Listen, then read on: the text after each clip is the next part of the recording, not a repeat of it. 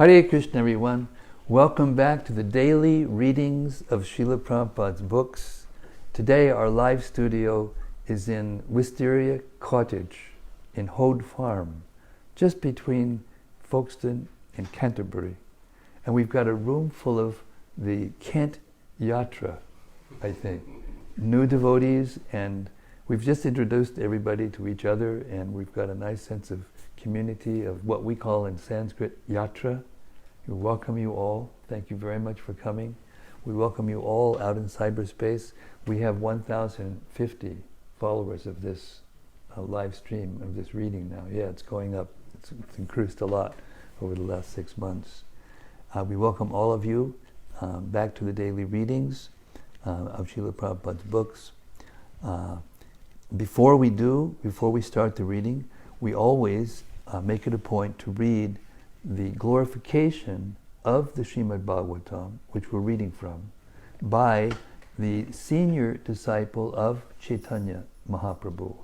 Chaitanya Mahaprabhu is the most recent appearance of Krishna himself in a very special mood, in the mood of Srimati Radharani, his feminine counterpart. Lord Chaitanya is Krishna and Radha, the male and the female, original male and female. Believe it or not, we're not the originals. I know we'd like to be, but it's not going to happen. And he came to inaugurate the Hare Krishna movement. And after, 11 personalities removed from him, our spiritual master, His Divine Grace, A.C. Bhaktivedanta Swami Prabhupada, came to the West, leaving India for the first time when he was 70 years old, and starting up the Krishna consciousness movement. And in 12 years, he spread it all over the world. This is after 70. He read and commented on approximately between 60 and 80 volumes of literatures, which describes the science of spiritual life according to the Vedic version, and initiated 5,000 people like me, and before he came to the West, there were at least 100, maybe closer to 200 translations of the Bhagavad Gita in English all over the world, but not one devotee of Krishna. Even though in the Bhagavad Gita itself, in the text, it repeatedly Krishna asks us to become his devotee, but not one person did. But as soon as Srila Prabhupada's Gita started to circulate, hundreds and literally thousands of devotees of Krishna like us, completely committed, manifested all over the world. So this is not ordinary thing to do, especially at that age. There was even an article in Time magazine, or no, Newsweek, when magazines used to be the thing, now it's passé. I mean, there's all kinds of things on the internet, but before the internet, there was an article in Newsweek, which was big at that time. It was called Late Bloomers. That was the name of the article. And it selected 5 personalities over the last, I think, 100 years who did the most service for humanity, starting at a certain cutoff age. I think it was 60. And Srila Prabhupada started when he was 70. So he was one of the 5 persons that they chose. So people know, they know, some know. It's still a little hard for them to actually fully come on board to us. Maybe we're still a little, not mainstream enough or whatever. But it's spreading. We've distributed 500 million pieces of literature since he came to the West. And lots of people are reading the books and finding new knowledge about, old knowledge, but new to them, knowledge about spiritual existence and how things are working, beyond the ordinary vision, the material vision. So, Sanatana Goswami was the senior disciple of Chaitanya Mahaprabhu, and he wrote a book called Sri Krishna Lila Stava, and in that book, which was meant to offer 108 special respects, or what we call obeisances, to the Vrindavan Leela of Krishna. Krishna appeared 5,000 years ago. He again appeared 500 years ago. And he appears once in the day of Brahma, which is once every 8,600,000,000 years. So it's a very rare appearance. And here we are, 500 years after Lord Chaitanya appeared. You got a slide rule with you? What's 500 out of 8,600,000,000? Pretty small number, yeah, pretty small number. And that's our fortune. And now we're hearing from His Divine Grace, Srila Prabhupada, who is 11 persons removed from mouth to ear, only 11 removed from Lord Chaitanya himself. So let us hear Sanatana Goswami's glorification of this book that we're about to read. And if you listen carefully, you'll understand how deep it is. And it'll give you an appreciation. It's called Srimad-Bhagavatam Mahima Stotra. We read it every day before we read the Bhagavatam. It goes like this. I'll read the Sanskrit and the English. Sarva Shastrabdipi Yusha Sarva Vedaika Satpala Sarva Siddhanta Ratnaja Sarva Lokaika Drikprada. O nectar from the ocean of all scriptures, singular fruit of all the Vedas, rich mine of the precious gems of all conclusive truths, you are the only giver of light, of sight to all the worlds. Sarva Bhagavata Prana, Srimad Bhagavata Prabho, Kalidwandoditaditya, Shri Krishna Parivartita. O life air of all the Supreme Lord's devotees, O Master, Srimad Bhagavatam, you are the sun risen in the darkness of Kali. You are the exact image of Sri Krishna. Paramananda Pataya, Prema Varshak Sharayate, Sarvada Sarvasevyaya, Sri Krishnaya Namostume. I bow down to you, who are supremely blissful to read. Your every syllable pours down a flood of prema, which means love for God. You can always be served by everyone. You are Sri Krishna himself, which means this is a literary incarnation of Krishna. Madeka Bando Matsangin, Madguro Man Mahadana, Man Nishtadaga Mad Bhagya, Mad Ananda Namostute.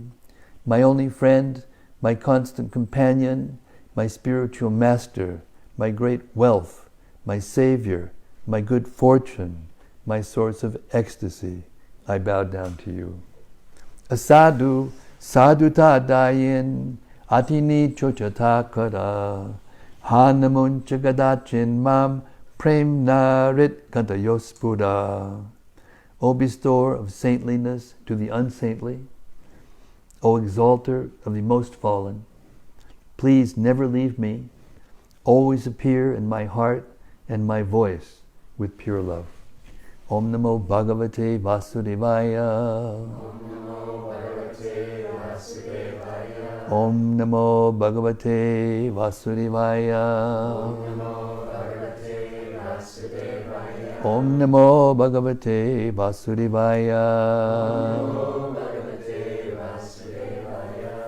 So we've reached the third canto out of 12, 26th chapter, which is called the Fundamental Principles of Material Nature.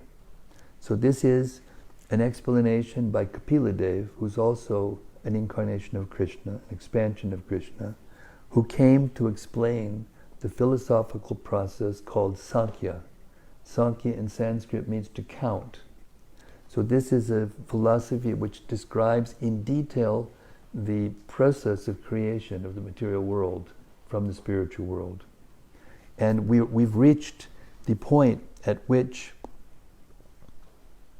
the material nature has been, the undifferentiated material nature or energy that means without any forms, without any variegatedness, just the material nature, like a cloud, which has come from the body of one of the expansions of Krishna. And the glance of Krishna has agitated that cloud and formed what is called the Mahat Tattva, which means the total material intelligence. When Krishna injects the souls into the total material energy, it is the same as when a man injects the soul into the womb of the woman, and then the ingredients within the body of the woman creates the body of the living being. That's the process of creation. So this is the process of creation which is going on. We've already heard how the material energy comes from the body of the Lord through the navel. Just like we're connected through the navel when we're born to the mother's body, and that's where the nutrients come, and the material which forms the body, and the codes of, what do you call it? The codes of, genetic codes that describe the engineering and how the forms, how the atoms connect together in order to make the form look the way it does, according to the forms of the parents. Yeah? So this process is going on in a universal sense, and it is the process of creation. So that's where we are now. That glance of Mahavishnu has injected all the living beings that were there in the previous creation into the material energy, and also time is injected into each atom of the universe, and that is an incarnation, a very special incarnation of God or Krishna, which determines how the atoms connect together and separate. You know, that's time. That's the force of time. Changes everything, causes everything to move, whether we like it or not. Now, this transformation is starting. The creation starts, it happens from subtle energy to grosser energy by a process of transformation. Just as in the womb of the mother, the transformation of the energy creates the form. Beginning with text 32. When egoism, in ignorance, is agitated by the sex energy of the Supreme Personality of Godhead, that's the glance. Krishna's body is not like our body. We can only procreate with one part of our body, but he can procreate through any part of his body. This is the meaning of omnipotent. We've heard from our teachings, or I don't know, through different religious teachings and philosophy, that the Supreme Source is omnipotent. So this is what it means. One of the meanings of omnipotent is that all the parts of his body can perform the actions of all the other parts. There's no limitations to his senses.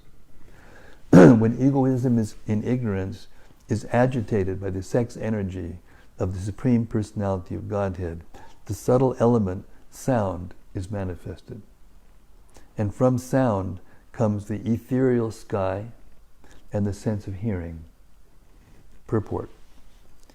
It appears from this verse that all the objects of our sense gratification are products of egoism and ignorance. It is understood from this verse that by agitation of the element of egoism in ignorance, the first thing produced was sound, which is the subtle form of ether. It is stated also in the Vedanta Sutra that sound is the origin of all objects of material possession, and that by sound one can also dissolve this material existence. Anavriti Shabdat means liberation by sound. The entire material manifestation began from sound, and sound can also end material entanglement if it has a particular potency. The particular sound capable of doing this is the transcendental vibration Hare Krishna. Our entanglement in material affairs has begun from material sound. Now we must purify that sound in spiritual understanding. There is sound in the spiritual world also. If we approach that sound, then our spiritual life begins, and the other requirements for spiritual advancement can be supplied. We have to understand very clearly that sound is the beginning of the creation of all material objects for our sense gratification. Similarly, if sound is purified, our spiritual necessities also are produced from sound. Here it is said that from sound the ether became manifested, and that the air became manifested from ether. How the ethereal sky comes from sound, how the air comes from sky, and how fire comes from air will be explained later on. Sound is the cause of the sky, and sky is the cause of Shotram, the ear. The ear is the first sense for receiving knowledge. One must give oral reception to any knowledge one wants to receive, either material or spiritual. Therefore, Shotram is very important. The Vedic knowledge is called Shruti. Knowledge has to be received by hearing. By hearing only can we have access to either material or spiritual enjoyment. And so think about it. How did you learn your language when you were a baby?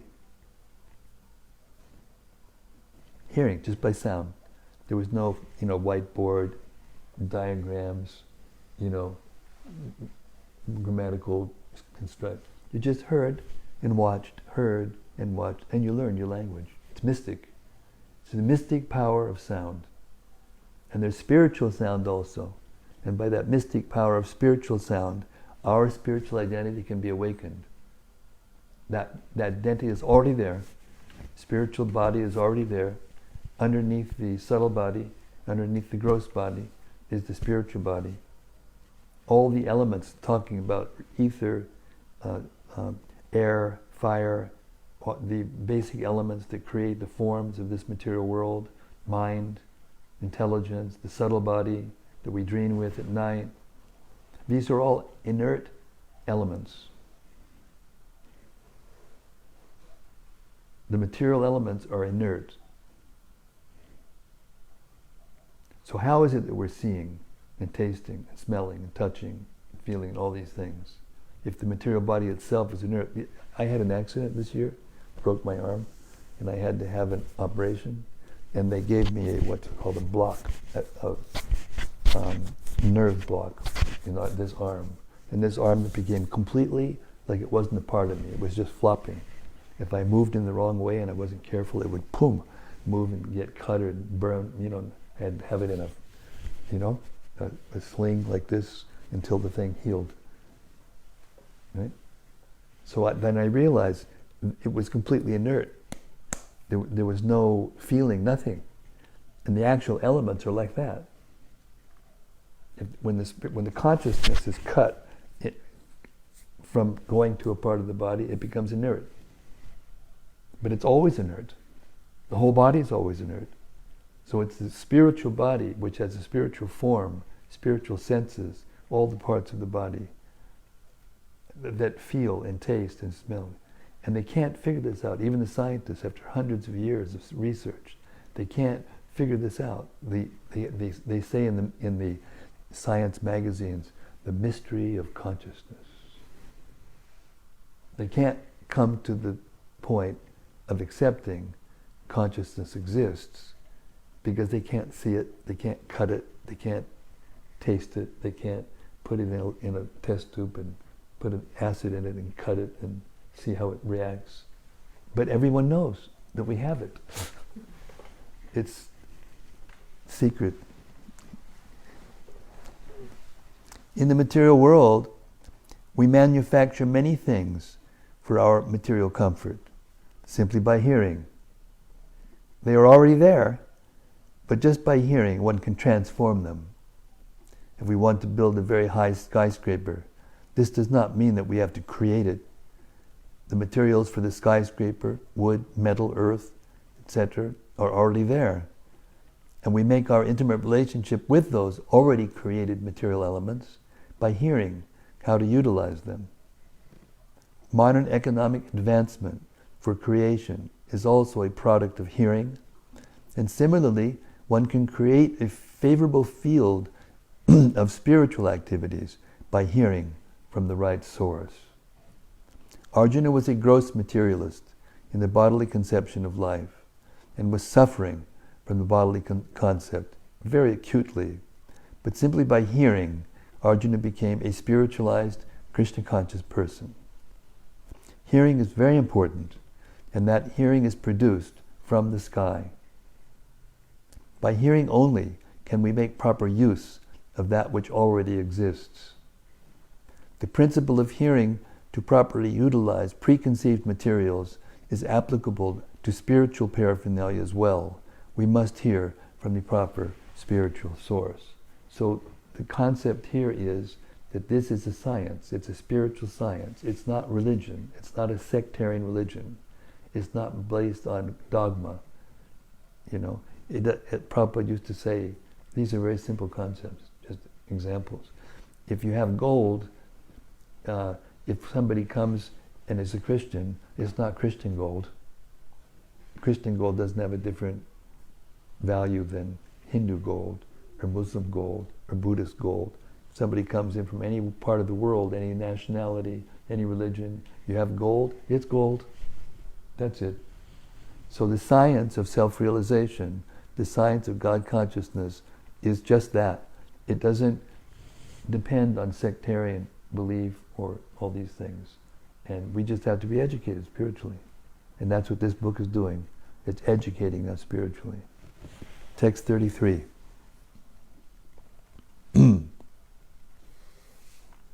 There's Sanskrit verses that these are translations from, but I won't vibrate the Sanskrit because it wouldn't mean anything to you. Translation. Persons who are learned and who have true knowledge define sound as that which conveys the idea of an object, indicates the presence of a speaker screened from our view, and constitutes the subtle form of ether. And here we have the beginning of the explanation of all the different parts of the universe and what their original intended purpose was and how it all fits together. Purport. It is very clear herein that as soon as we speak of hearing, there must be a speaker. Without a speaker, there is no question of hearing. Therefore, the Vedic knowledge, which is known as Shruti, or that which is received by hearing, is also called Aparusha. Aparusha means not spoken by any person materially created. It is stated in the beginning of Srimad-Bhagavatam, Tenhe Brahma Rida. The sound of Brahman, or Veda, was first impregnated into the heart of Brahma, the original learned man, Adi Kavaye. How did he become learned? Whenever there is learning, there must be a speaker and the process of hearing. But Brahma was the first created being. Who spoke to him? Since no one was there, who was the spiritual master to give knowledge? He was the only living creature. Therefore, the Vedic knowledge was imparted within his heart by the Supreme Personality of Godhead, who is seated within everyone as Paramatma. Vedic knowledge is understood to be spoken by the Supreme Lord, and therefore it is free from the defects of material understanding. Material understanding is defective. If we hear something from a conditioned soul, it is full of defects. All material and mundane information is tainted by illusion, error, cheating, and imperfection of the senses. Because Vedic knowledge was imparted by the Supreme Lord, who is transcendental to material creation, it is perfect. If we receive that Vedic knowledge from Brahma in disciplic succession, then we receive perfect knowledge. So this is a concept we should discuss for a moment. We learn, every one of us learns by this process. This isn't some mystical thing that only applies to transcendentalists. Like we were using the example of learning language. So when you were a little boy or a little girl, you ask, "Daddy, what's this?" And he says, "It's a cup." "Oh, okay." And if somebody comes and asks that child, even though he may not have the foggiest idea what it means, a cup, and he says, and somebody asks him, "What is this?" "It's a cup." His knowledge is correct because he's received it from a correct source. That's the process of receiving knowledge. Now, our duty as human beings is to find the source of real knowledge that can explain our source, the source of material existence, the laws of nature, how they act, how we fit in, where we came from, why we're here, and where we're going, basically. Back to the purport. Every word we hear has a meaning behind it. As soon as we hear the word water, there is a substance, water, behind the word. Similarly, as soon as we hear the word God, there is a meaning to it. If we receive that meaning and explanation from God Himself, then it is perfect. But if we speculate about the meaning of God, it is imperfect. Bhagavad Gita, which is the science of God, is spoken by the personality of God Himself. This is perfect knowledge. Mental speculators, or so-called philosophers, who are researching what is actually God, will never understand the nature of God. The science of God has to be understood in disciplic succession from Brahma, who was first instructed about knowledge of God by God Himself. We can understand the knowledge of God by hearing Bhagavad Gita from a person authorized in the disciplic succession. When we speak of seeing, there must be form. By our sense perception, the beginning experience is the sky. Sky is the beginning of form, and from the sky other forms emanate. The objects of knowledge and sense perception begin, therefore, from the sky. Text 34.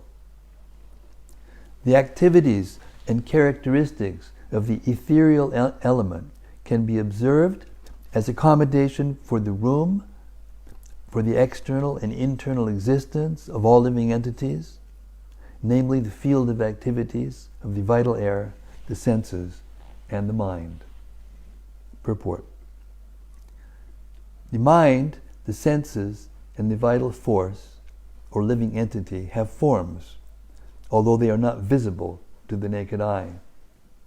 Form rests in subtle existence in the sky, and internally it is perceived as the veins within the body and the circulation of the vital air. Externally, there are invisible forms of sense objects. The production of the invisible sense objects is the external activity of the ethereal element, and the circulation of vital air and blood is its internal activity.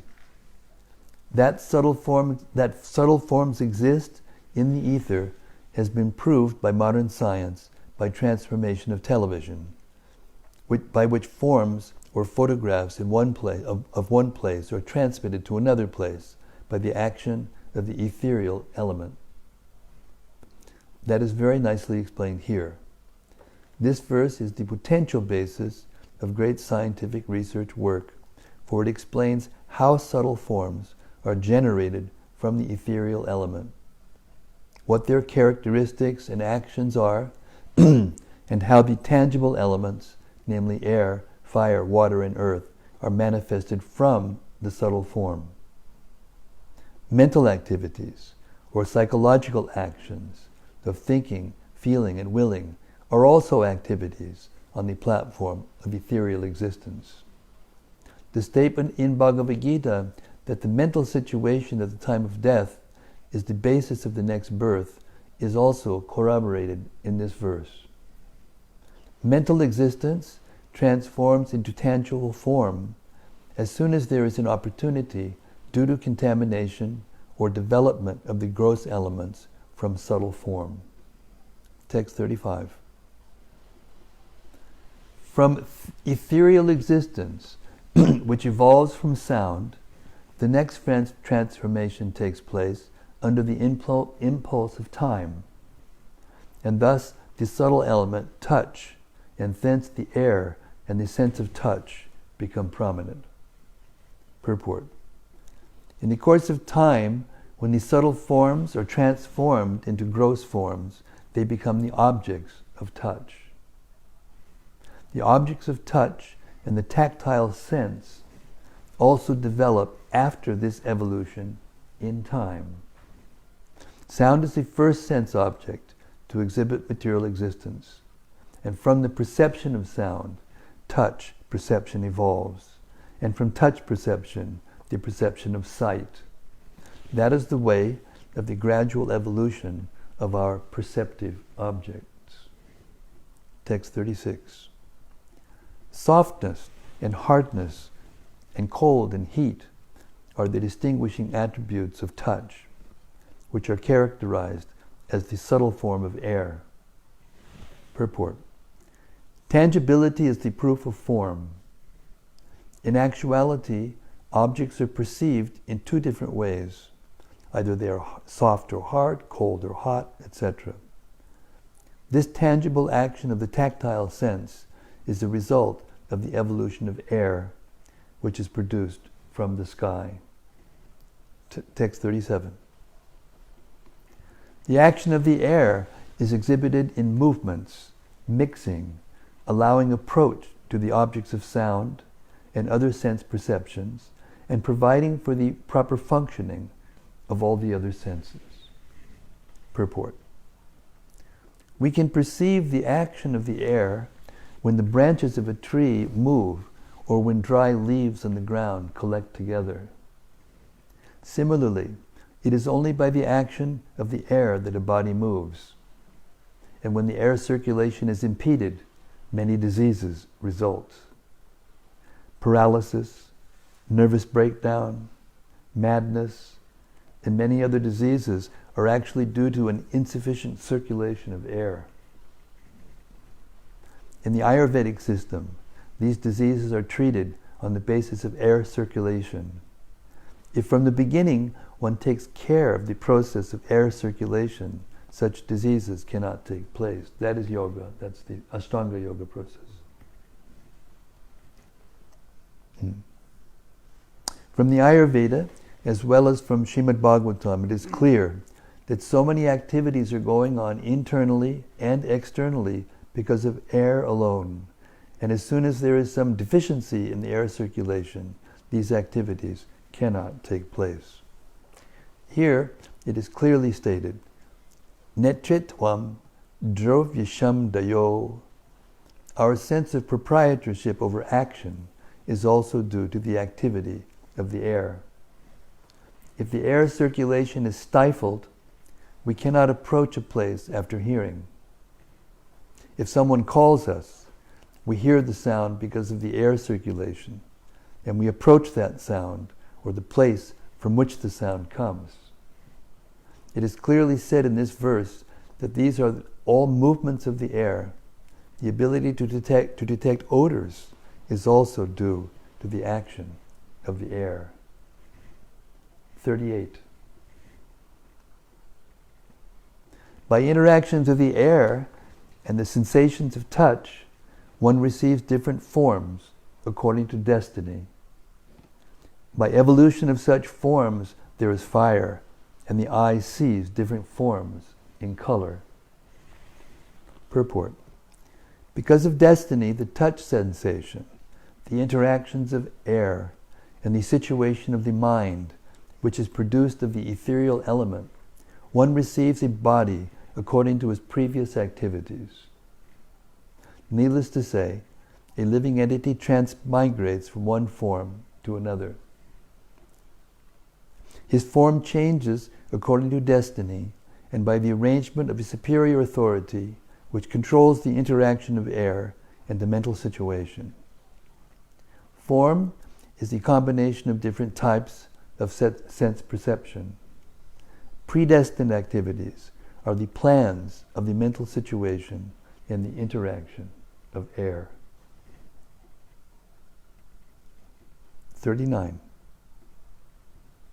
My dear mother, this is Kapila Dev speaking to his mother, who's asking the questions. My dear mother, the characteristics of form are understood by dimension, quality, and individuality. The form of fire is appreciated by its effulgence. Purport. Every form that we appreciate has its particular dimensions and characteristics. The quality of a particular object is appreciated by its utility, but the form of sound is independent. Forms which are invisible can be understood only by touch. That is the independent appreciation of invisible form.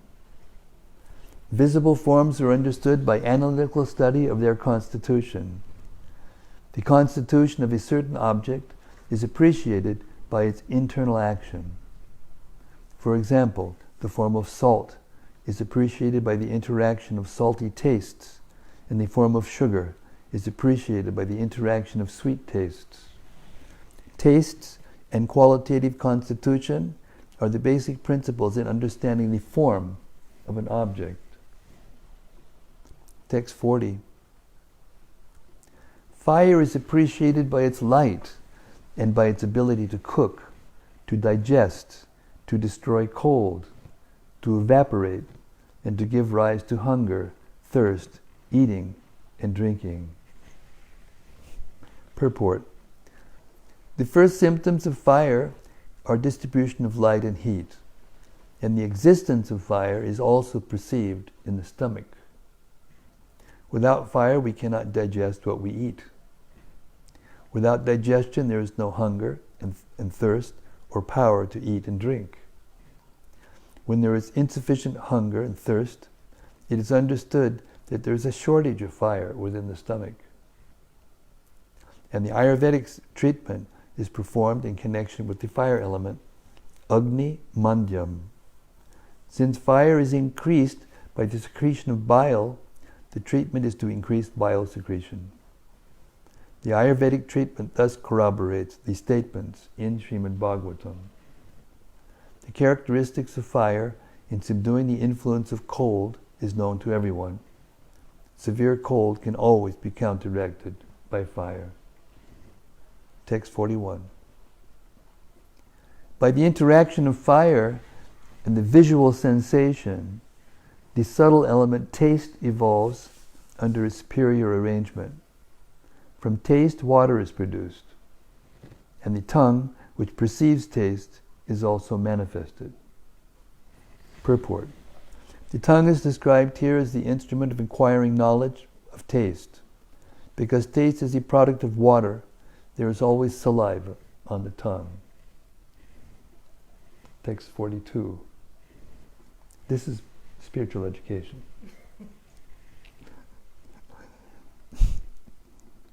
Although originally one, taste becomes manifold as astringent, sweet, bitter, pungent, sour, and salty due to contact with other substances. Text 43.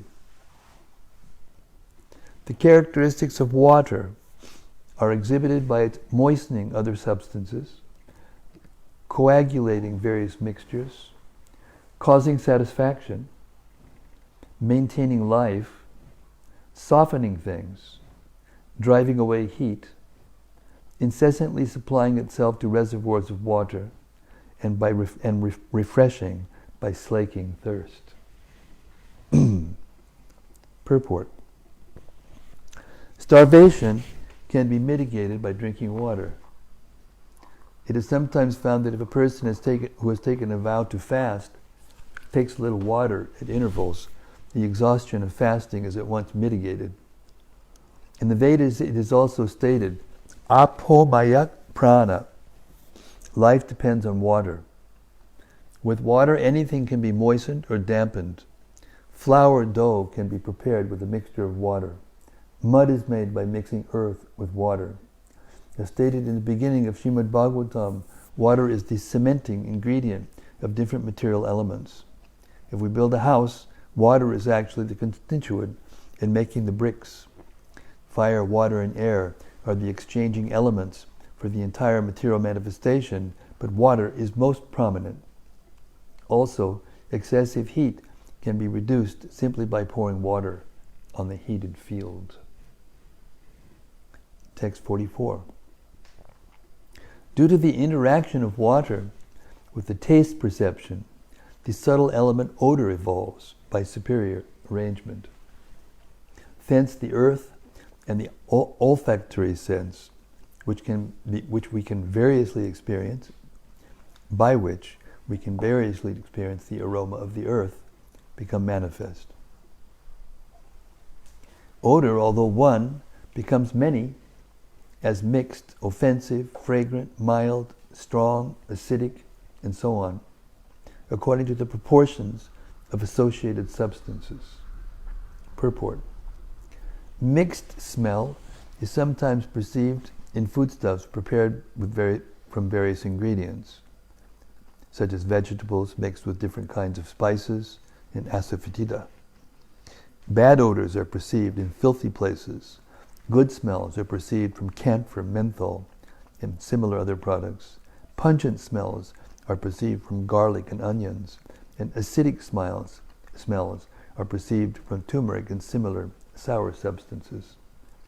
The original aroma is the odor emanating from the earth. And when it is mixed with different substances, this odor appears in different ways.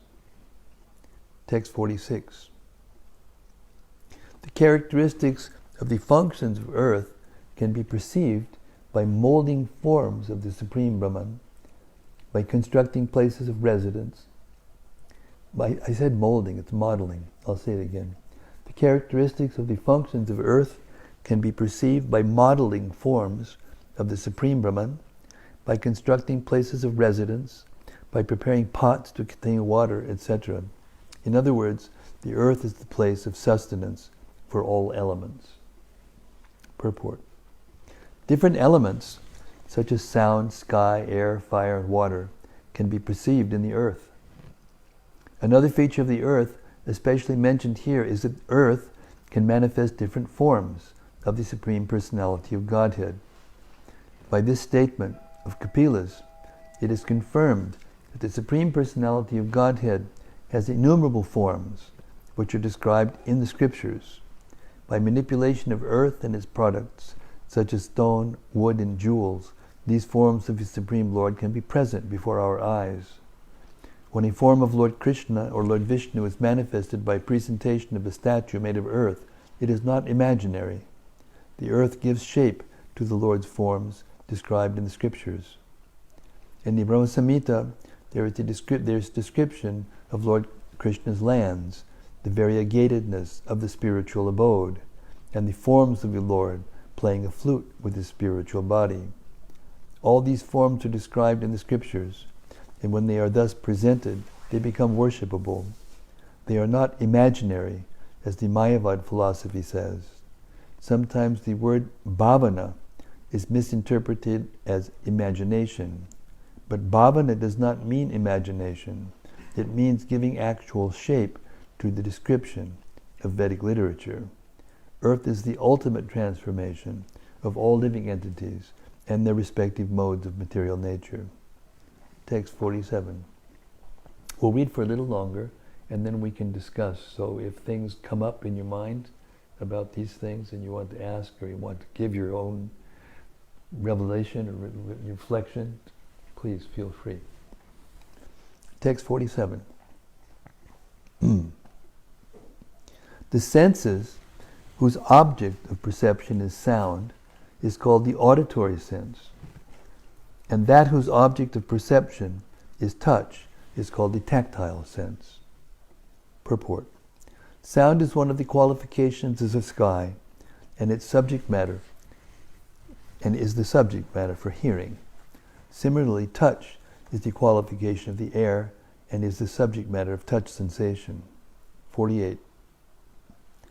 The sense whose object of perception is form, the distinctive characteristic of fire, is the sense of sight.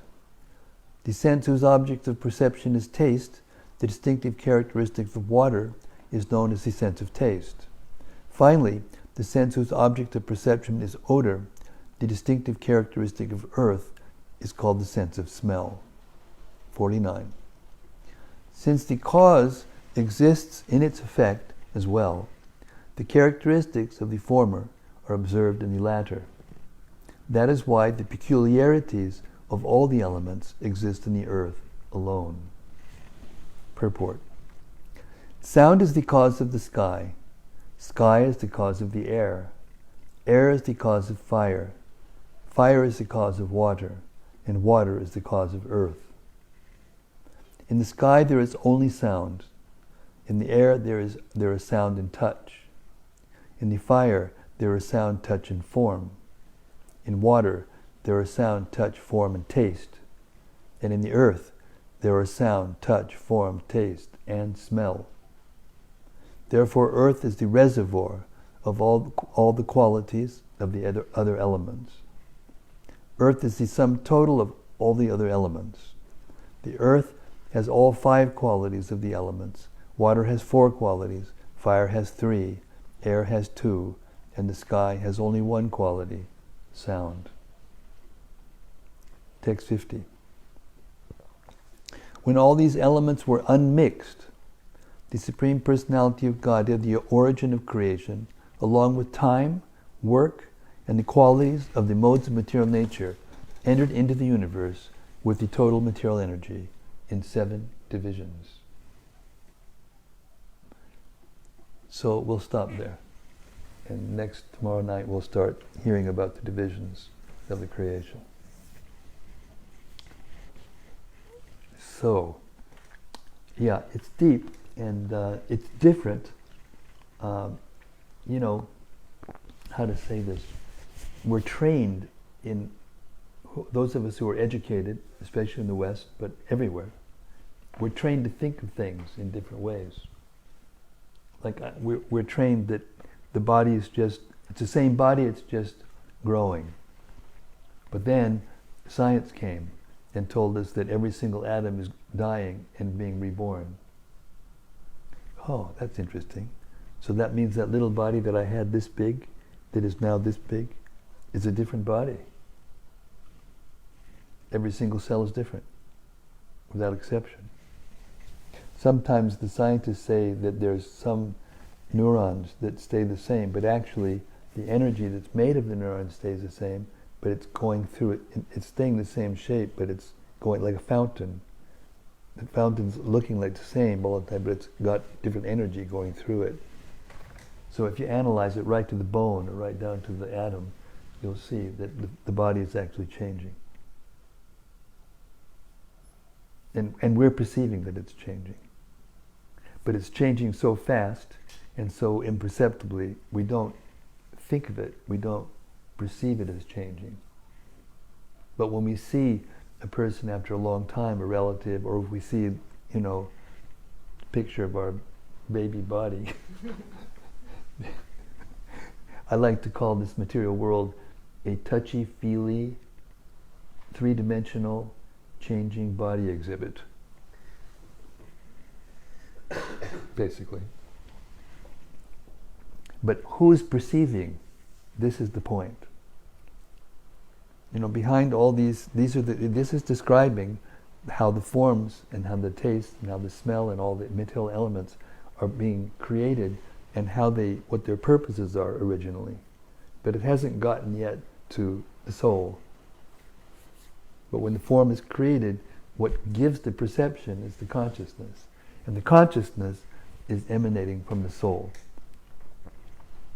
Just as an atomic particle,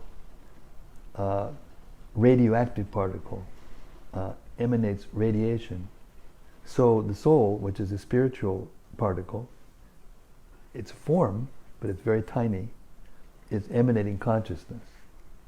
So when the soul enters into this network which is now being created, and at this stage of the creation is actually not manifested yet. This is all being done within the subtle body of Krishna. It's like we dream something or we think something before we do something. We make a plan before we want to do it. So the original plan is in the mind of God. I mean, we just read how many verses? Just like 10 verses, 11 verses, and all the knowledge that was in there was just, it's inconceivable. Well, there's 18,000 verses of this scripture. And if you can learn it, then you have the equivalent of 20 PhDs. Because when you get into it and really get into it, and you start to absorb it and then look out at the world through that knowledge, everything changes. And your capacity to be aloof from the chaos, especially that nowadays, it's increased, exponentially. We're looking for peace, but without this knowledge, without being able to see things for what they are, without being able to see ourselves, like this is my cup, right? My cup runneth over. There it is, and there I am. I mean, it's a gross example, but the fact is that there's a difference between me and my cup, and therefore I use the word my. And in every language of the world, it's the same, isn't it? In every language of the world, we use the word my, possessive, personal possessive form. So what do we say? My body. Every day we use the term, my body hurts, or your body is beautiful, or my mind is agitated, or whatever. In the language itself is the knowledge. And that's why it talks about in the beginning of this session, the importance of sound.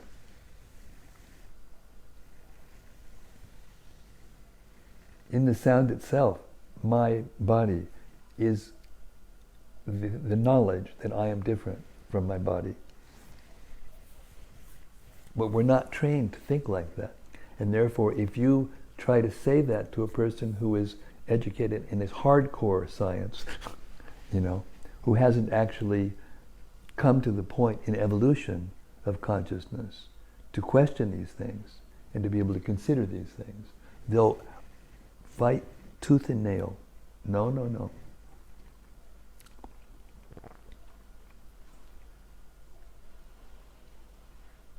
Because the soul is emanating consciousness, and the soul is spiritual energy. It's different from material energy.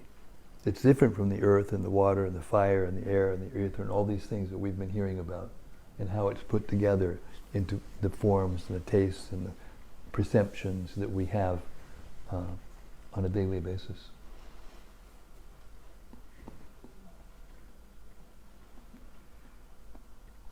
Now Darwin studied the Padma Purana. I don't know if you know this. And he got the idea of evolution of the species from the Padma Purana. He saw a hierarchy of forms. But he didn't have the idea of a spiritual being being the activator of those forms. And therefore, he manufactured, and he calls it himself theory. It's a theory of evolution. It's a, the theory is that the forms change from one form to another based on selection and permutation and survival of the fittest, something like that. I mean, that's a gross simplification, but it's basically what it is. But there is a hierarchy, but it's the soul moving from one form to the other. It's not that the forms are changing. Therefore, you'll never find the missing link between the ape and us, or maybe some of us still act like apes. Maybe that's giving them some corroboration of their theory. Anyway, it's very interesting, and I know it's just bits and pieces because you only heard a few verses. We're trying to paint a picture so that you can kind of, I don't know, to be honest, to be impressed, so that you'll want to go further and find out more about this, because it's very incredibly deep, and where it takes you, if you continue to learn the science and learn the process of hearing, and then learning that you're a soul, and then finding out what spiritual activities are, because the body, when the soul leaves the body, then the body stops acting. So it's not the elements that are acting, it's the soul that's acting, it's the consciousness inside that's acting. So what are the activities of the soul? Does the soul have activities outside the body? I mean, there's a growing body of knowledge about near-death experiences in which it's getting harder and harder for the scientists to just poo-poo it or debunk it as being some kind of hallucination or imagination that has no bearing or reality.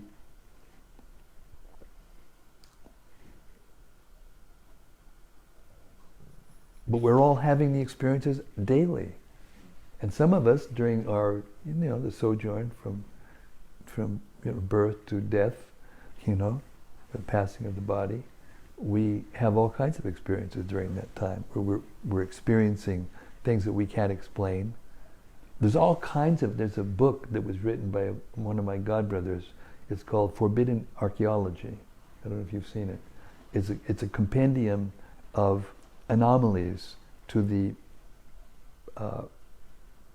prevalent paradigm of how things came into being in evolution of human species and all these things. But there's a whole body of anomalies that don't fit into their paradigms. And if they don't fit, they just they don't allow it to go into the journals, and there's a certain group of people who decide which goes into the journals. And there's a certain peer group that can approve or not approve your PhD dissertation.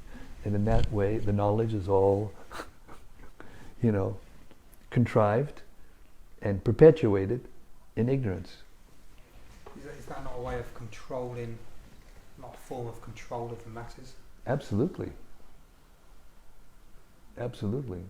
But what they don't understand is that there's a supreme controller that's controlling them, And it's like, I heard Prabhupada once analyze this in a very comical way. I mean, we're in England, so we've got to have some comedy here, otherwise, without British wit, I mean, how can we live? We're good at sarcasm too. Absolutely, yeah, dry wit. So he was saying how the scientists are in the laboratory and they're combining chemicals. And their idea is that consciousness has come from a combination of chemicals, right? So they're trying all kinds of ways to provide this, and life is already there. So even if they happen to accidentally put the right things together and create a life, which they can't, because life is different than chemicals. But even if they could, they can't grasp that somebody up there must have been putting the chemicals together to make it. They can't. They're just brainwashed. I mean, they think we're brainwashed, but Hare Krishna. I'd rather be brainwashed by the Bhagavatam than brainwashed by their, anyway, that's a little bias on my part. Don't mind. So when we're chanting, yes, with the chanting of, we've got. Oh, we have to undo this. Yeah, here. Go ahead. Pull it. Like this. This is Dr. Paul is going to give us a reflection or expression. reflection. It might be a bit of both. So with the chant, what's come up for me, so the chanting of the Hare Krishna mantra, which is sound vibration, awakens our innate spirit, soul, that part of us so that it's like the baby, like the spirit soul is a baby, that we're feeding that knowledge to the baby through the chanting of the Hare Krishna mantra. So then, Well, it's not a part of us. it is is us. That's the point.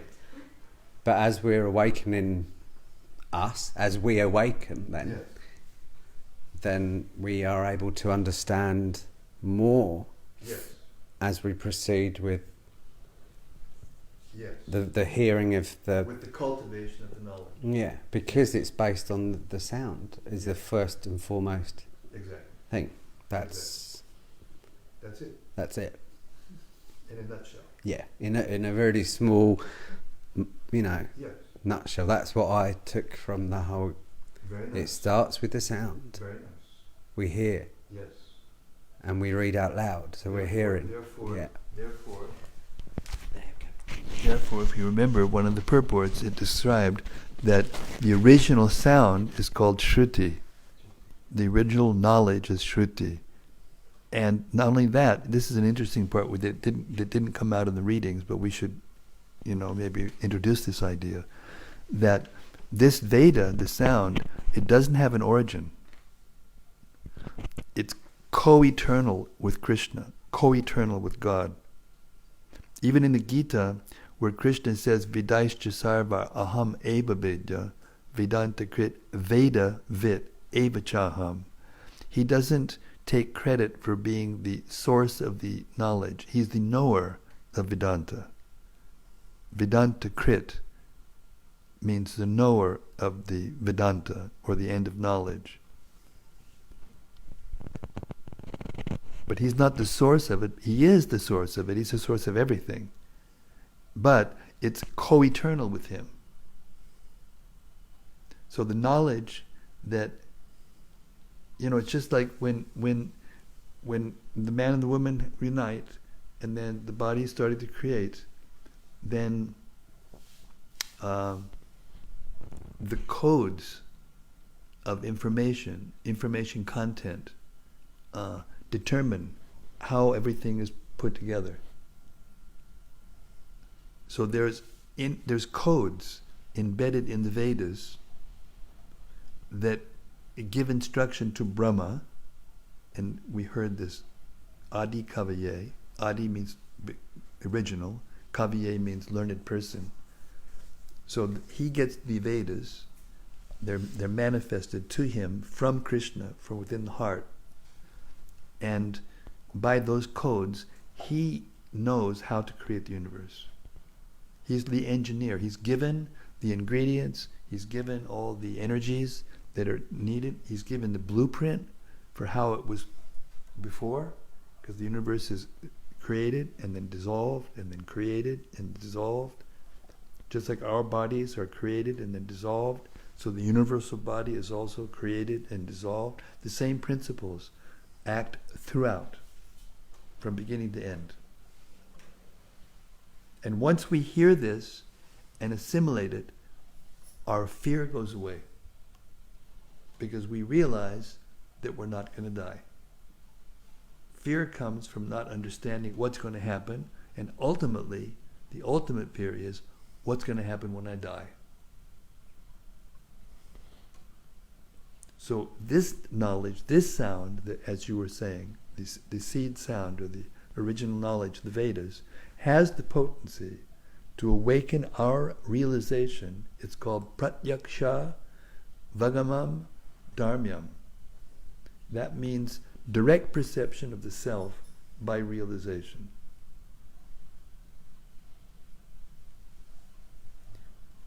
The subject is the assimilation of knowledge.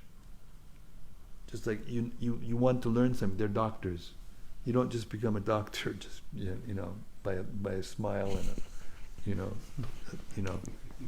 an influential friend. You're gonna go through a lot of work and learning and knowledge and training and what do they call that? When the first thing you do is when you're kind of like an apprentice, what is it called? What is it called? The stage of training before you actually get you to be intern. Oh, I'm sorry. Forgive me. God, please. Now we call it foundation. Oh, good. To make anyone feel better, I feel better here than I do in America. Thank you. Hare Krishna. And all of you out there in America, please don't take offense. Thank you. Yes. Oh, now you're going to see what I meant when I said that she's. I'm just wondering that. Shamagori's going to speak. So the Vedas are co-eternal with Krishna. Yeah. But it seems to me that everything that is actually spiritual is co-eternal with Krishna, like the soul, the spiritual energy. Like so, can you? How does that work? Yeah. Oh boy! See what I mean? Did I? Was I right or not? Thank you.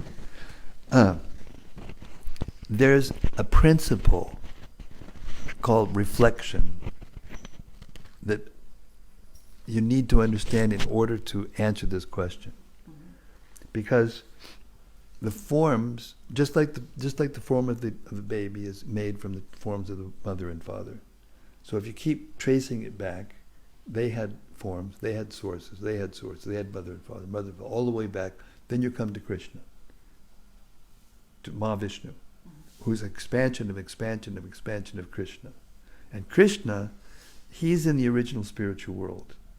There's an original spiritual world, and it looks like this world.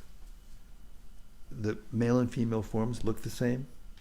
The trees and the bodies of water and the buildings, they're different, but made of different elements, but they have the same appearance.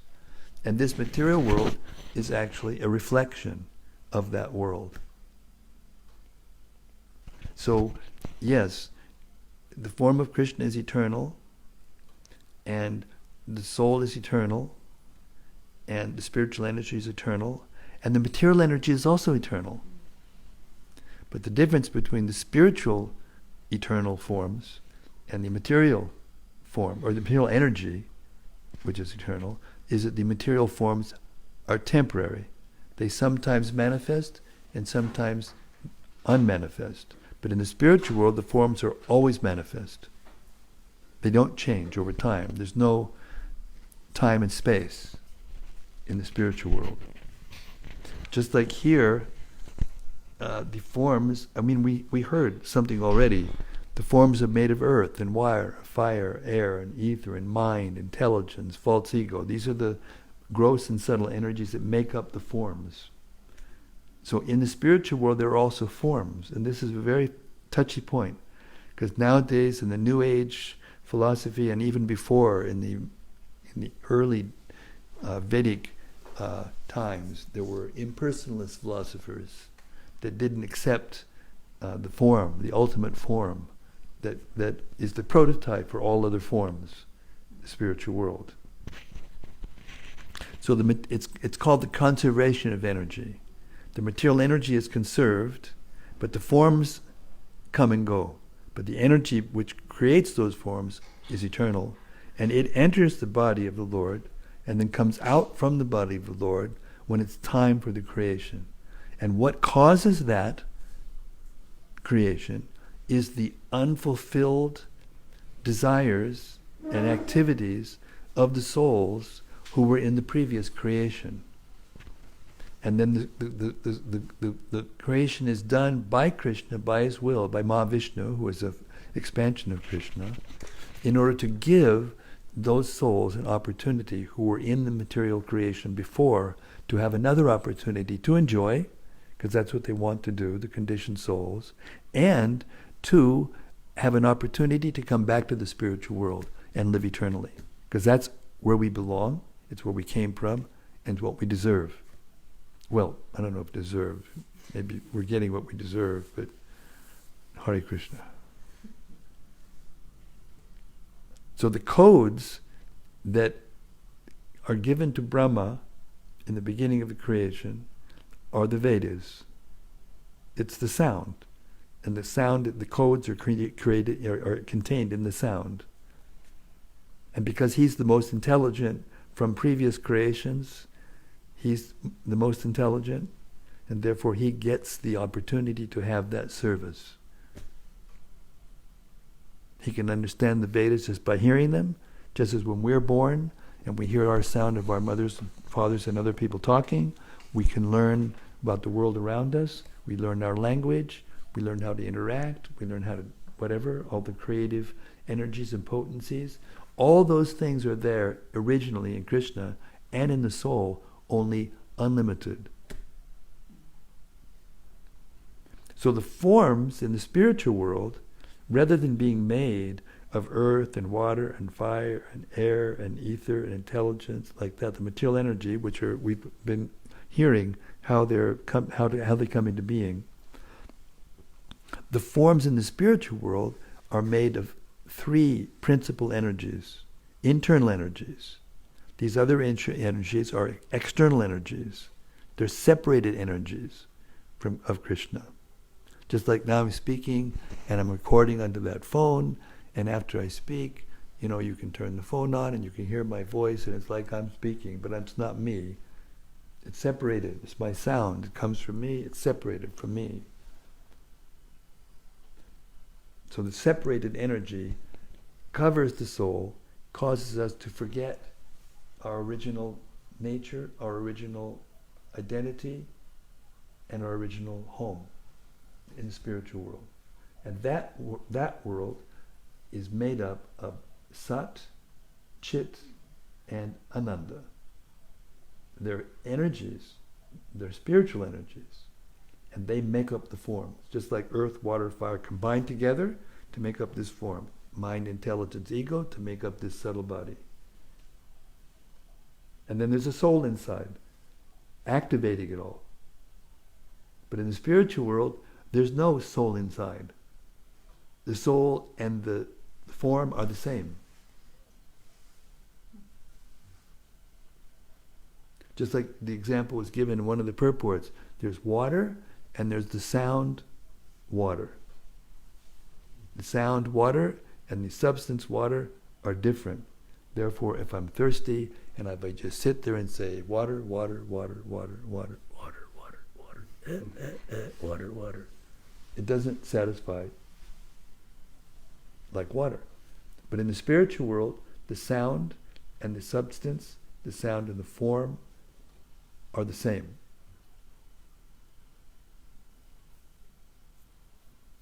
So when you hear the Srimad-Bhagavatam, when you hear the sound of the holy name of Krishna and hear the descriptions of the pastimes of Krishna, then you are associating with spiritual sound. And that's the spiritual alarm clock that you were talking about, that wakes us up. Which is why everything that's been said tonight makes sense. Oh God, I hope so. Otherwise, it's been 46 years. Wait, no.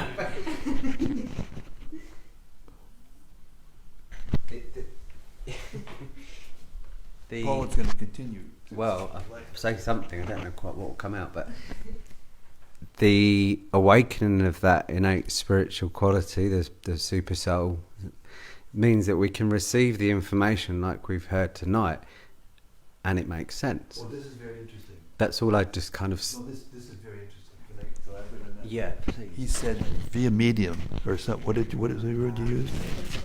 No, you said a medium. You used the word medium or something like that. Okay. What was it? What was it he said? The awakening of No, when he said, yes, there is a medium from the spiritual to the material.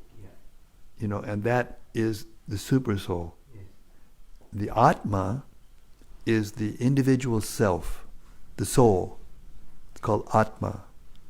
And the Paramat, Para means supreme. Mm-hmm. The Paramatma is the supreme soul. That's an expansion of Krishna that accompanies every single soul.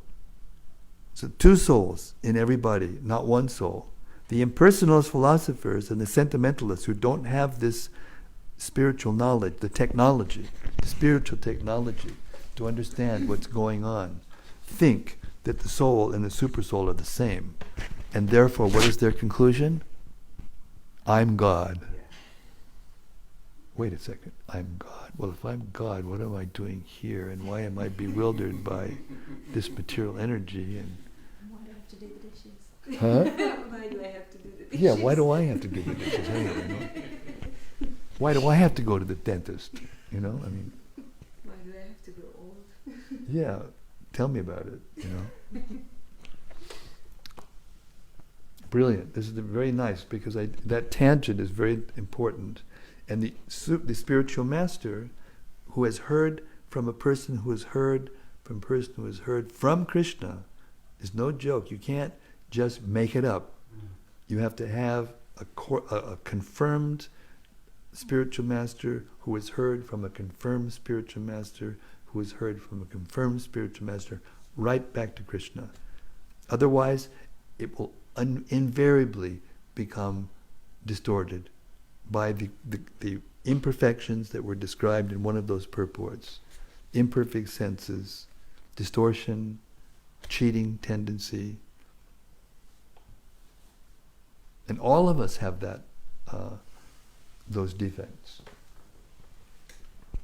Therefore, to find a source, especially in this age that we're living in now, because it's been going on for a long time, and there's a lot of speculation going on, and to find a source of actual clear knowledge, you know, that can take you back to the source is very rare now. We don't expect that the whole world's going to beat a door, you know, to our doorstep, you know, beat a path to our doorstep. We don't expect that. But it'll take generations upon generations upon generations. You're walking down the street, and all of a sudden you hear ching, ching, ching, ching, ching, ching, ching, ching, ching. What is that, you know? And you just, by hearing the sound of the holy name, you may just continue to walk, but you got something. That something in the Sanskrit language is called agyata sukriti. Gyata means knowledge, means without. Agyata means without knowledge, sukriti. You get some spiritual benefit, some qualification, subtle, you don't even understand it yet. And if enough of that builds up in your heart, then you become capable of inquiring. Why am I suffering? Why am I being forced to get old? I don't want to get old. Maybe I'll join the pharmaceutical or the, what do they call that? Cosmetic industry or something like that. All the things that they do with the new gyms and everything, so that I can try to keep this body preserved and keep it young, keep it looking young. Maybe I can freeze it, when it gets sick, and then they can wake it up later on when they get the medicine for the disease, and I can keep on going. Or maybe if I keep, transplanting the whole things, and artificial intelligence will come in, and maybe I can just live forever in a material body.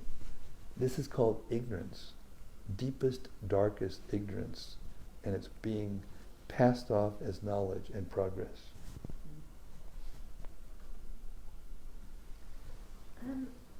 I got a question. Thanks. Okay, I'm fairly new to this, so I might be. It might be a fairly simple question, but it's something that I can't quite get my head around. Simple as best. Go ahead. So, is this saying that, like, consciousness kind of creates matter, or manifest matter in some form? Because when it talks here then about taste evolves, and from that evolves the tongue. Am I getting that correct? You did. Right. You got it very good. Okay. You're doing great. Keep on going. So, could you perhaps elaborate on that a little bit for me? Because I guess I'd kind of got in my head that the comprehension that consciousness kind of came first, instead of, you've got matter, you've got the brain, and then you've got consciousness comes from the brain. I kind of got that it was the other way round. Brilliant. But the fact that taste created the tongue is like kind of a new idea. Level of concept of that, a development of that concept. Brilliant. And that's why you came here tonight. That's right. Yeah. This is called evolution of consciousness. Yeah. Yes. the material scientists are trying to teach us that consciousness comes from matter, by a combination of matter. Consciousness cannot come from a combination of matter because the elements that combine are inert. It's not possible.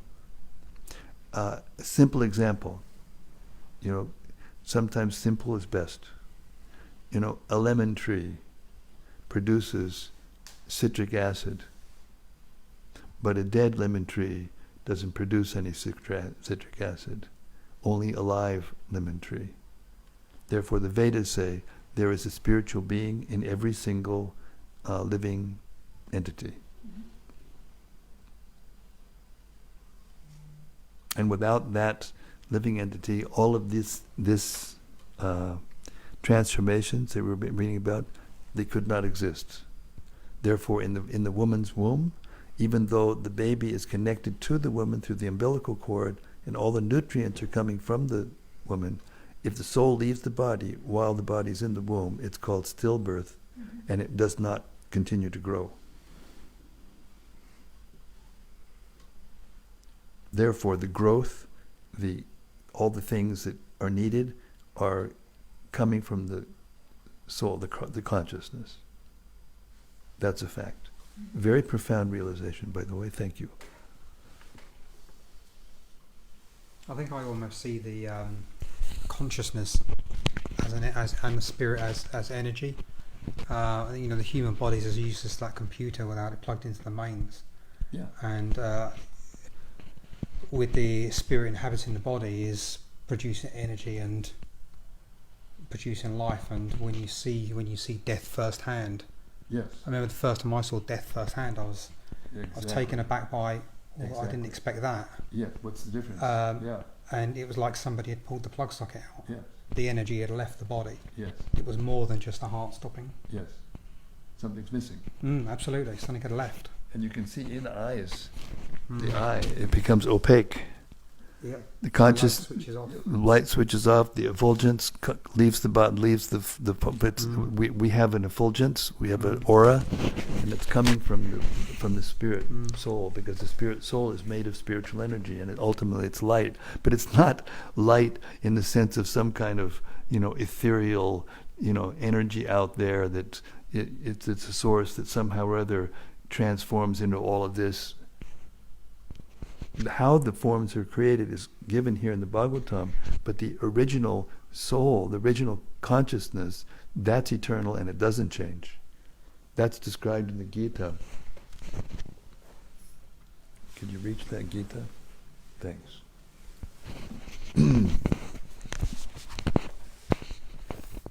This is the beginning instruction of Krishna in the Bhagavad Gita. And by the way, everything that's in the Bhagavatam is here in the Gita in 700 verses.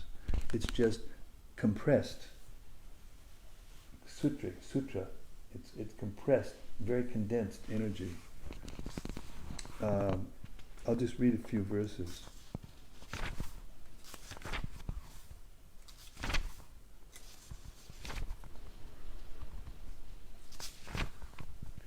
Never was there a time when I did not exist, nor you, nor all these kings, nor in the future shall any of us cease to be. As the embodied soul continuously passes in this body from boyhood to youth to old age, the soul similarly passes into another body at death. A sober person is not bewildered by such a change. O son of Kunti, the non-permanent appearance of happiness and distress, and their disappearance in due course, are like the appearance and disappearance of winter and summer seasons. They arise from sense perception, O scion of Bharata, and one must learn to tolerate them without being disturbed. O best among men, Arjuna, the person who is not disturbed by the happiness and distress, and is steady in both, is certainly eligible for liberation. Those who are seers of the truth have concluded that of the non-existent, the material body, there is no endurance, and of the eternal, the soul, there is no change. Thus they have concluded by studying the nature of both. That which pervades the entire body you should know to be indestructible. No one is able to destroy that imperishable soul. The material body of the indestructible, immeasurable, and eternal living entity is sure to come to an end. Therefore, fight, O descendant of Bharata. Neither he who thinks the living entity the slayer, nor who thinks he is slain, is in knowledge, for the self slays not, nor is slain. For the soul there is neither birth nor death at any time.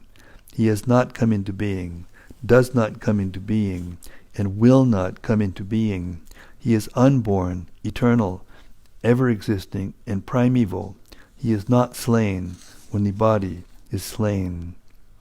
O Partha, how can a person who knows that the soul is indestructible, eternal, unborn, and immutable kill anyone or cause anyone to kill? As a person puts on new garments, giving up old ones, the soul similarly accepts new material bodies, giving up the old and useless ones. The soul can never be cut to pieces by any weapon, nor burned by fire, nor moistened by water, nor withered by the wind. This individual soul is unbreakable and insoluble, and can be neither burned nor dried. He is everlasting, present everywhere, unchangeable, immovable, and eternally the same. It is said that the soul is invisible, inconceivable, and immutable. Knowing this, you should not grieve for the body.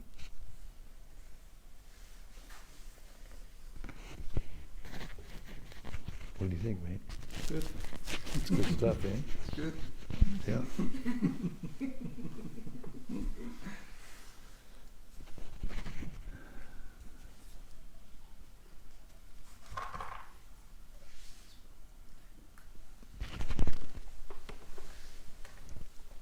It's so satisfying, and when we hear from the right source, this Bhagavatam from Srila Prabhupada, who's the liberated soul, and is transparent. That's the word, transparent. He used the word transparent. There's a transparent medium necessary. That is a spiritual master. And from time to time, Krishna comes himself, and organizes the thought or gets it right, revives the eternal truth, spiritual life. And then of course we muck it up, at one point Krishna has to come again. Therefore he's coming again and again and again. It's just that, we'll put it into perspective. That whole process of creation in which the whole universal body comes into existence and then dies, just like our body comes and then goes. The whole process takes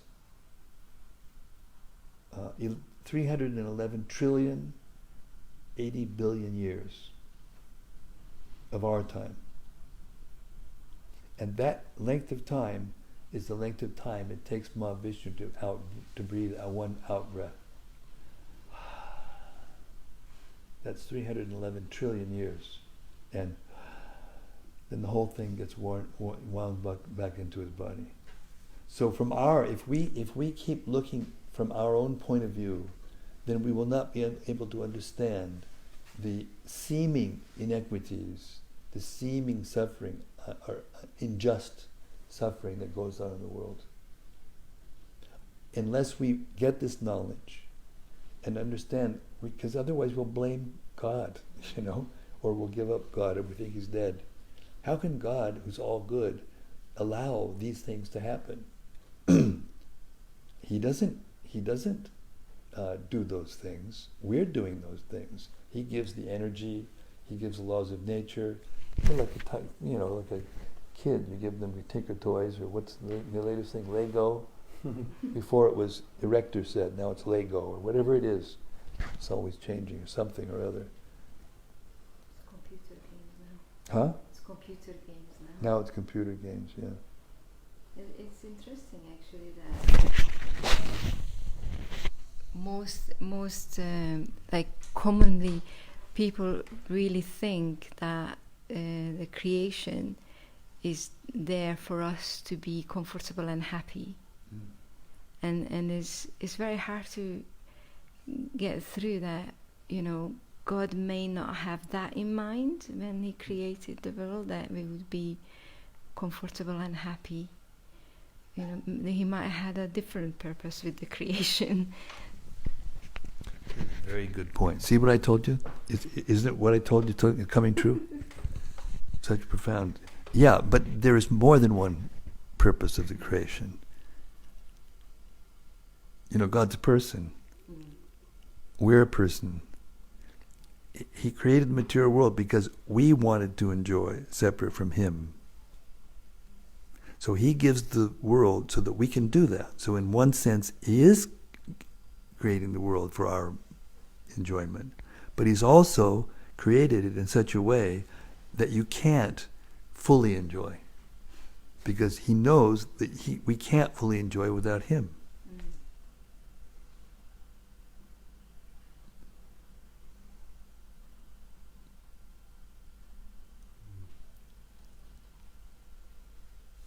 And so He feels compassion when He sees He's got everything except for one thing. He's only lacking one thing, and that's the love of some of us who decided to, leave His company in the spiritual world and try to enjoy in this world, separate from Him. That's the only thing He's missing. Therefore He comes again and again and again to give us the Gita, to give us the Bhagavatam, to do unbelievable things that nowadays are just, interpreted to be mythology or just myth. But actually He's coming. This Bhagavatam is actually a history. It's a historical document of the history of the universe, including the creation.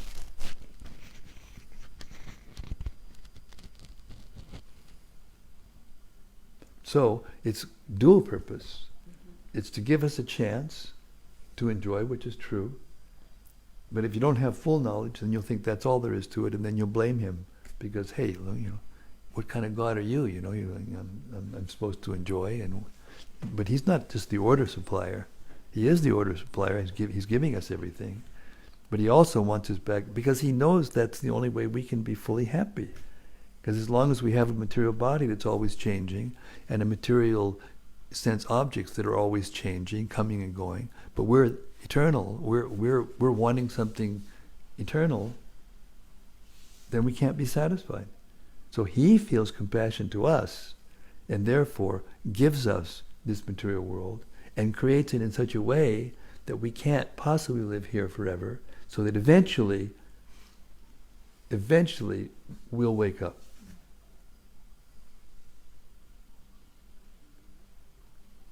And I remember the moment, before I met Prabhupada, I had this kind of deja vu type of thing. And I looked out, and I can't remember where I was. Yeah, I was in Mount Tamalpais in California, and it was all the rage, we were doing what the rage was then, everything, And I looked out and I thought, there's got to be something more to it than this. It's like you've done everything, you've been successful or not, you've tried everything or not, and at one point, there's got to be something more than this. And then the ability to question comes, and then you get a human body. That's the human form of life. Atato Brahma Jigyasa. That's the first aphorism of the Vedas. Atato Brahma now. Atato means now. Atato Brahma. Brahma means the truth, the absolute truth. Jigyasa, inquire. Now is the time. What does it mean now? Now that you've got a human form, because unless you have a human form, you couldn't be reading this. You can do all the advertising you want, and you won't get any dogs and cats to come and do this, what we're doing right now. It just won't happen.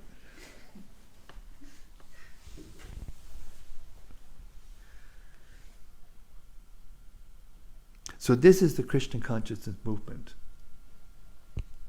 Lord Chaitanya came and inaugurated this movement, and it's spreading. It's been 500 years only.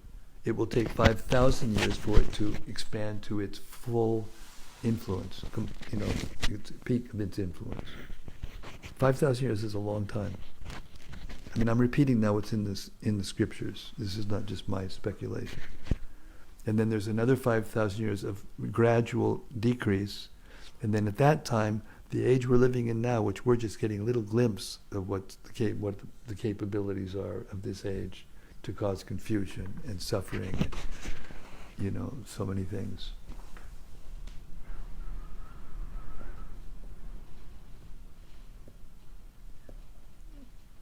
So, physician, heal thyself. This is the beginning of a yatra right here in front of my eyes. Sincere, human beings inquiring and beginning to get taste, beginning to understand that there is something more than material existence. There just may be a spiritual world. Maybe, there's another life after this one, and maybe I don't die. I mean, at first it's just idea, but then if you learn how to behave, think, feel, and will, and act according as a spiritual soul, not just think about it, then you get realization, and then you become happy, and you look out, and you see what's going on. You see the suffering in a more intense way, and the compassion that's there from God to you, and from you also to the suffering of others, will cause you to try to help. Distribute these books, read these books, learn, explain them to others.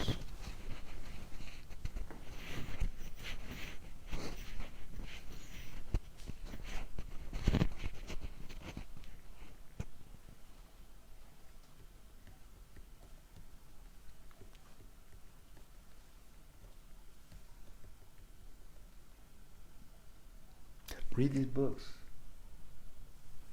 It's not easy. 18,000 verses. There it is, right there. Now they made it into 18 volumes. It looks a little bit less daunting. Chaitanya Charita made the 9 volumes. Bhagavad Gita, 700 verses only, and it's all there compact. And then when you kind of assimilate it and get it, then you want to read the Bhagavatam, then it expands your consciousness. You read the Chaitanya Charitamrita, it expands your consciousness more. And then you'll say, oh my God, what have I been doing for my life? And then you join the Hare, and then you become a Hare Krishna. And first of all, they laugh at you, and then they ridicule you, and eventually they embrace you. I can tell you from personal experience, from traveling in airplanes like this since 46 years. And at first it was, you can't, get a job, man. Don't you take off your pajamas? What's going on with you? And then it's like, when they find out what we got, that's a little serious, then they get angry. And then they'll try to stop you in different ways, individually and collectively. And eventually, they embrace you. And now, wherever I go, they're like, it's amazing. The difference. And in that way, you can see the spreading of the Krishna consciousness movement, literally.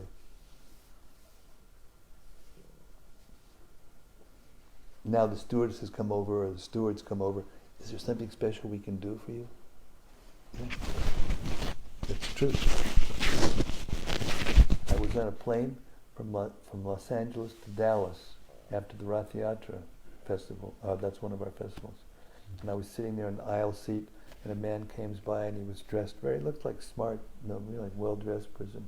He stopped, put his hand on my shoulder, looked at me, and he said, "Well done." And I was looking around, and all the people around were all going like that. Never happened before. Never happened before. It's really a wonderful thing to be a part of. To be able to watch human society, and there's the opposite's going on also. there's an awakening, like you said. There's an awakening. More people are trying to figure it out and becoming, and there's the other side is also going on. And it's always like that. It's been like that since the beginning of creation. The darkness and the light. Tamasami Jyotir Gama, the Vedas say. Don't go to the darkness, go to the light. The light is knowledge, transcendental knowledge.